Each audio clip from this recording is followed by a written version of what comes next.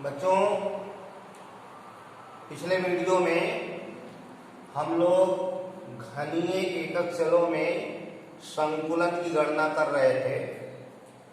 उसमें सरल घनीय एकक चलों में प्रतिशत आयतन संकुलन की गणना की गई। इस वीडियो में बीसीसी और एफसीसी एकक चलों में संकुलन की गणना की जाएगी। तो देखा जाता है, पहले BCC body centred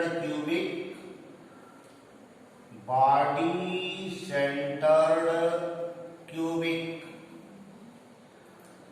unit cell.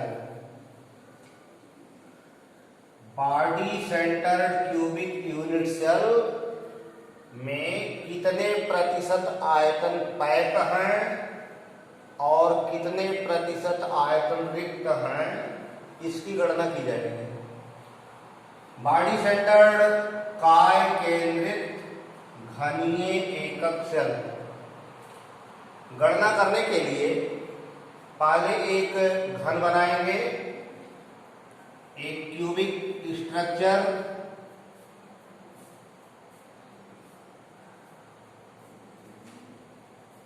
यह एक घनाकार आकृति है।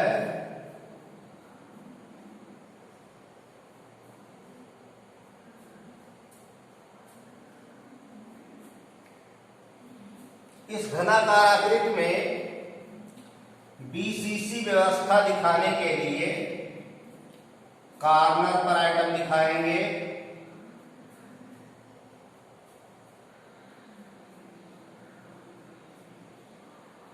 और एक बॉडी सेंटर में, ये बीसीसी अरेंजमेंट है, बीसीसी व्यवस्था है। अब माना एकक सेल के कोर की लंबाई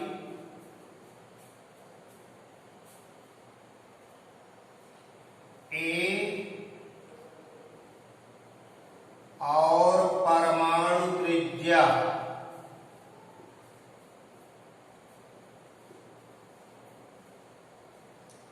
आर है। तो इस घनीय एकक सेल के कोर की लंबाई ए है और जो परमाणु इसमें पाए जा रहे हैं उनकी परमाणु त्रिज्या आर है। एकक सेल का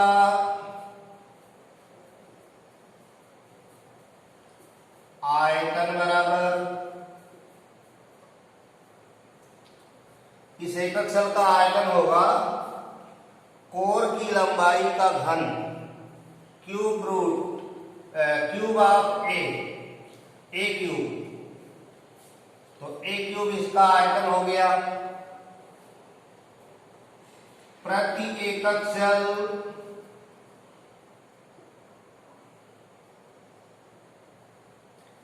परमाणुओं की संख्या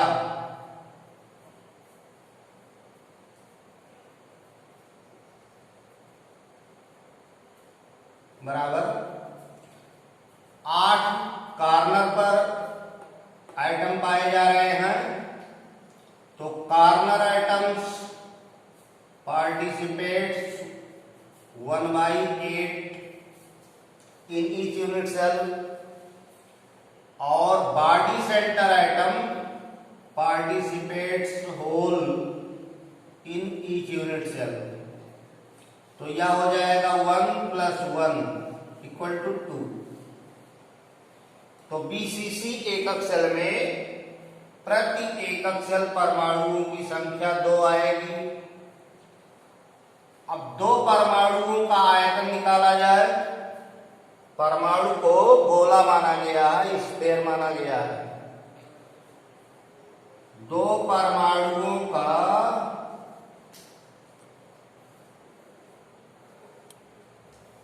आयतन बराबर,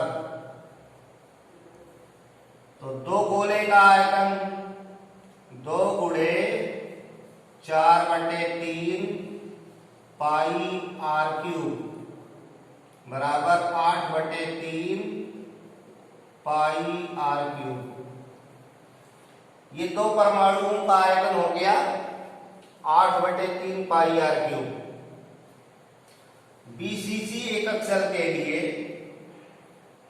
परमाणु त्रिज्या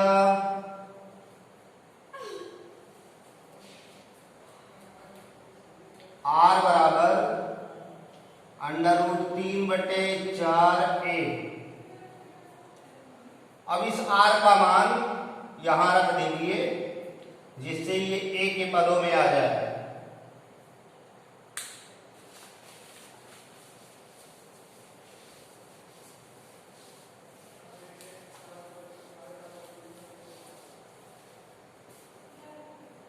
तो 2 परमाणुओं का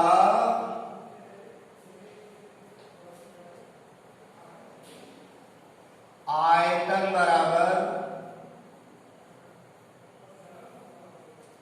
8/3 पाई आर क्यूब।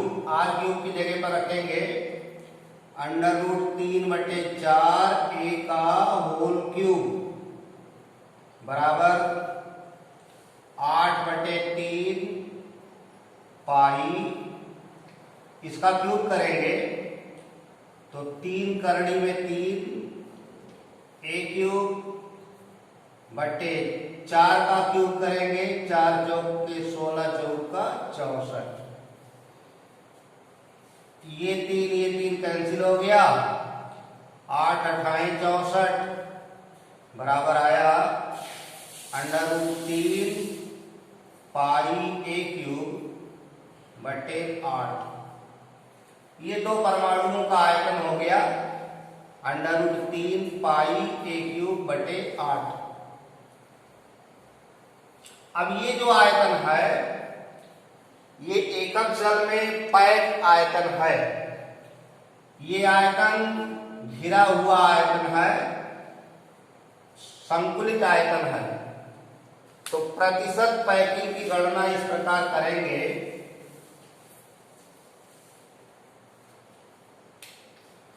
चूंकि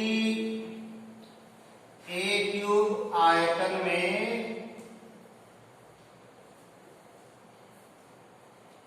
संकुलित आयतन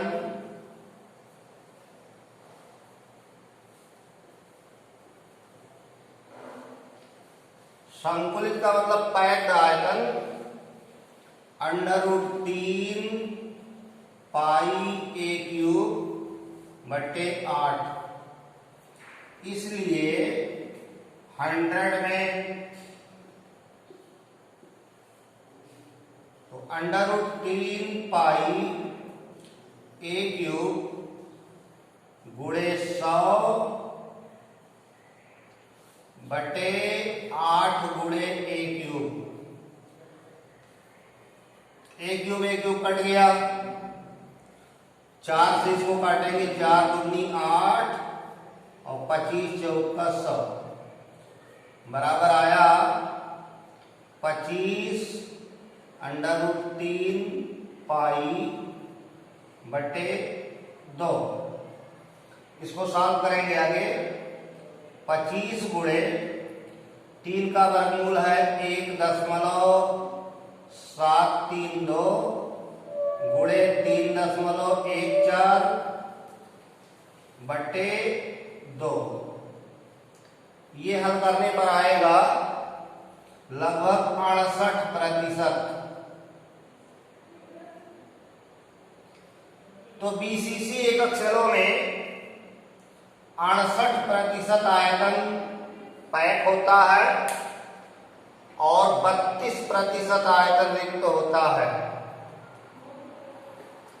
तो बॉडी सेंटर्ड क्यूबिक एकक सेल में 68% आयतन पैक मिलेगा। 68% आयतन पैक है, संकुलित है और 32% आयतन वैकेंट है, रिक्त है। दूसरा गणना करेंगे फेस सेंटर्ड क्यूबिक का।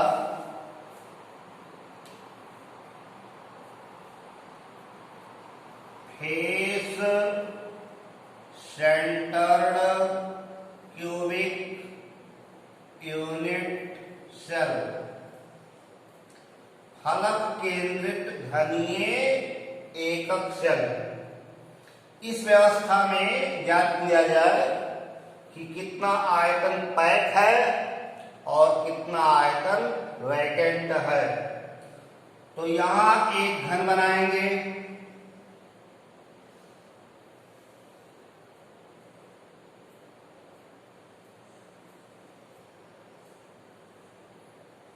घन में 8 कार्नर है और 6 फेस पाया जा रहा है।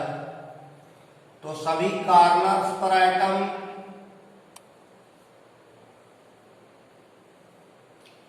सभी 8 कार्नर पर एटम और 6 जो फेस हैं उसके सेंटर में एटम पाया जा रहा है। ये फेस सेंटर्ड व्यवस्था है। माना एकक सेल के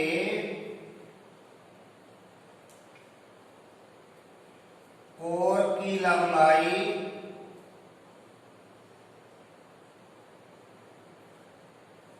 ए और परमाणु त्रिज्या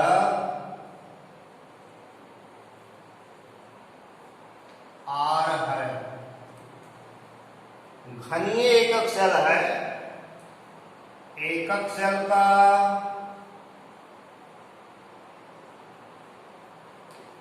आयतन बराबर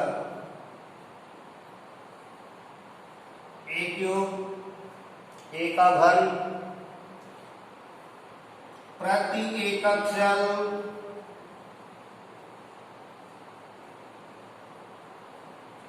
परमाणुओं की संख्या।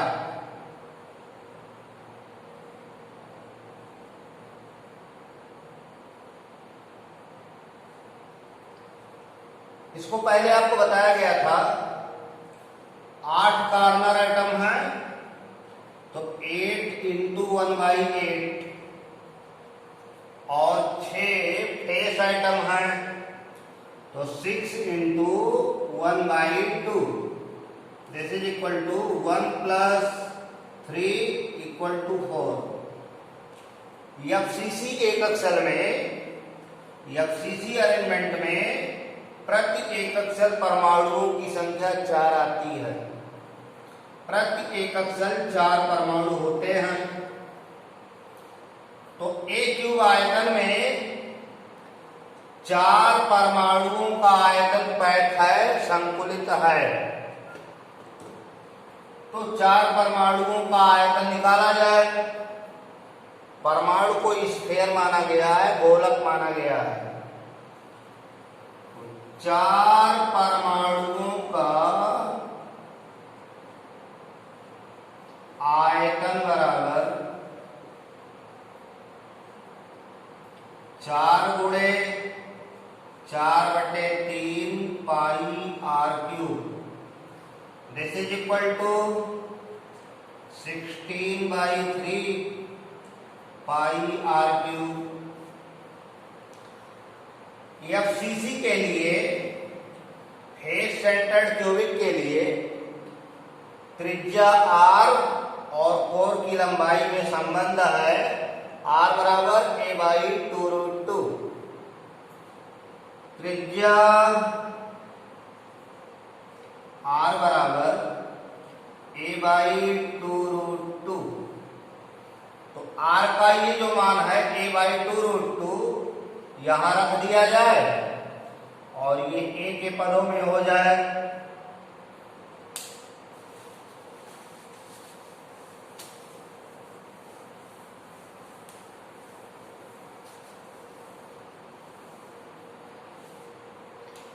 या 4 परमाणुओं का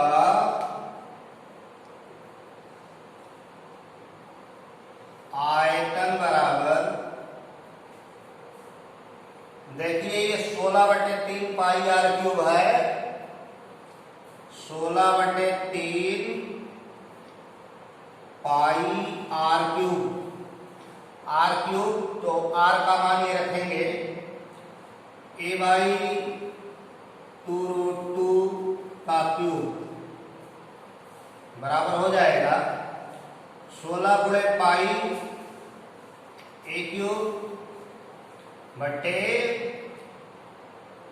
3 गुणे, इसका गुणा करेंगे 3 बार, क्यूब है 2 दूनी 4 दूनी 8 और इसका 2√2 आएगा तो 8 दूनी 16, 16 √2, ये 16 कट गया तो आया पाई ए क्यूब बटे 3 करड़ी में 2। 4 परमाणुओं का आयतन ए के पदों में पाई ए क्यूब बटे 3 करड़ी में 2। अब इसकी सहायता से हम निकालेंगे कि कितना प्रतिशत आयतन पैक है, संकुलित है। तो एकक सेल का आयतन ए क्यूब है, तो चूंकि ए क्यूब आयतन में संकुलित पैक्ड आयतन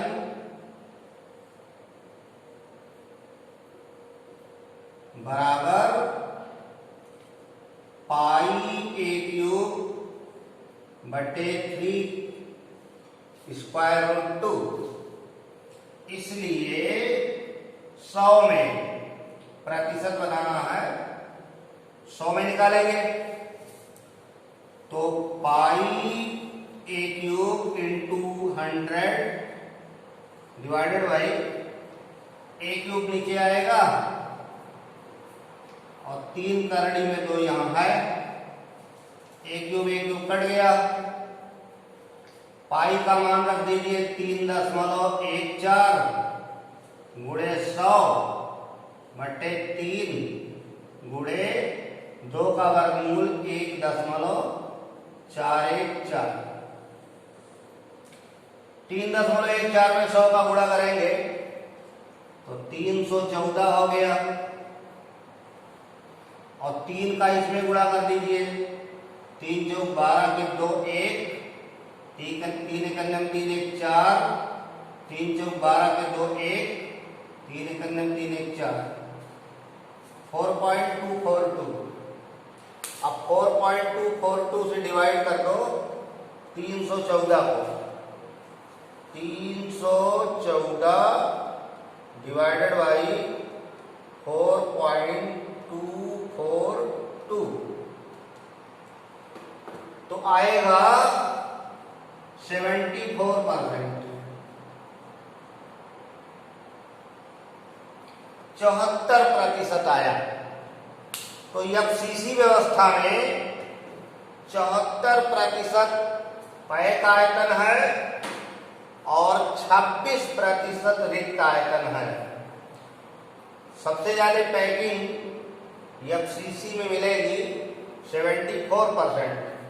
74% वॉल्यूम पैक्ड होता है और 26% वॉल्यूम वैकेंट होता है। अब हम लोग एकक सेल के घनत्व की गणना करेंगे।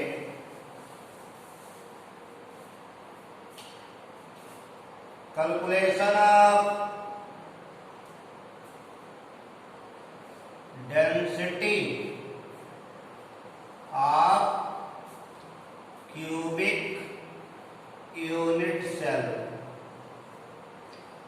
घनीय एकक सेलों के घनत्व की गणना। घनीय एकक सेलों क्यूबिक यूनिट सेल के घनत्व की गणना। माना घन के कोर की लंबाई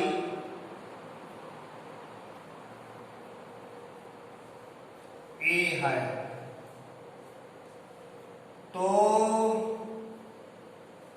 घनीय एकक शेल का, घनीय एकक शेल का आयतन बराबर ए क्यूब हो जाएगा। क्यूबिक यूनिट शेल का वॉल्यूम ए क्यूब हो जाएगा। एकक शेल का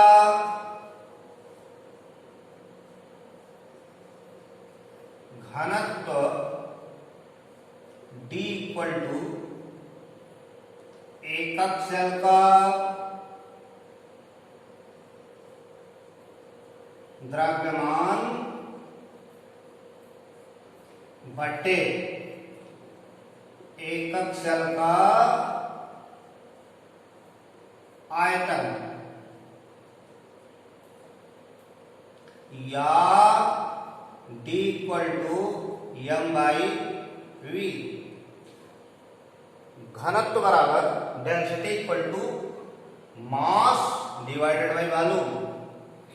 अब घनीय एकक शेल है, इसका आयतन ए क्यूब दिया गया और एकक शेल का द्रव्यमान चाहिए, तो एकक शेल का द्रव्यमान आपको पता चलेगा कि एकक शेल में प्रति एकक शेल कितने परमाणु हैं और एक परमाणु का द्रव्यमान क्या है। तो माना प्रति एकक शेल परमाणुओं की संख्या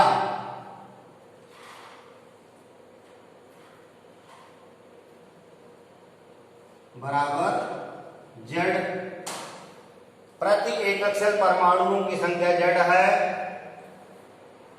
एक परमाणु का द्रव्यमान बराबर मोलर द्रव्यमान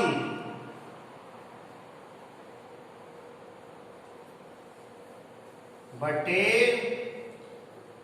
एवोगैड्रो संख्या, एवोगैड्रो नंबर। मोलर द्रव्यमान में एवोगैड्रो नंबर में एटम मॉलिक्यूल आयन पाए जाते हैं, तो एक एटम का, एक परमाणु का द्रव्यमान होगा मोलर द्रव्यमान बटे एवोगैड्रो नंबर बराबर मोलर द्रव्यमान capital M, Avogadro number Na, Avogadro number Na। एक परमाणु का द्रव्यमान हो गया।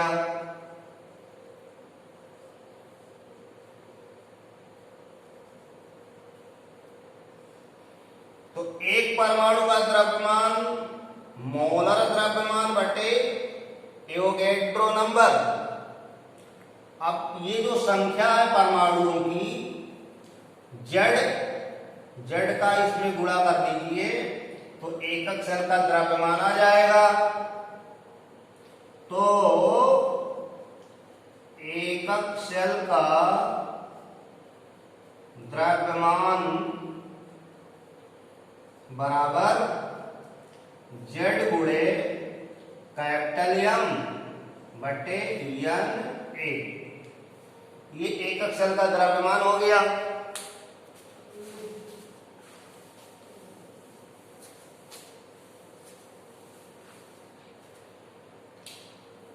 या एकक शेल का घनत्व बराबर DRO से व्यक्त करते हैं।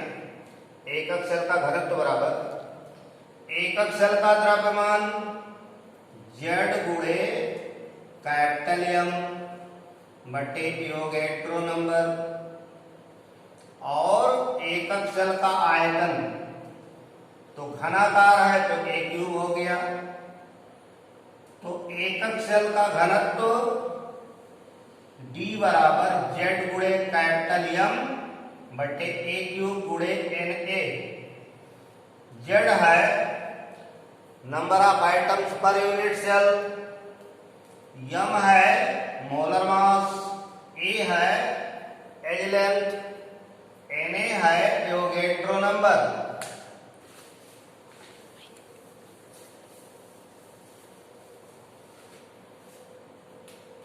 where z equal to number of atoms per unit cell। Capital M है मोलर मास, मोलर द्रव्यमान, A है एज लेंथ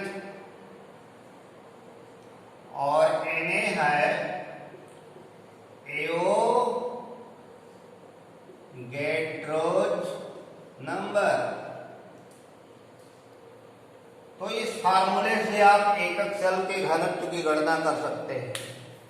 बच्चों, हम लोग इस वीडियो में एकक सेल के घनत्व के सूत्र की स्थापना तक अध्ययन किए। शेष अगले वीडियो में अध्ययन करेंगे। धन्यवाद।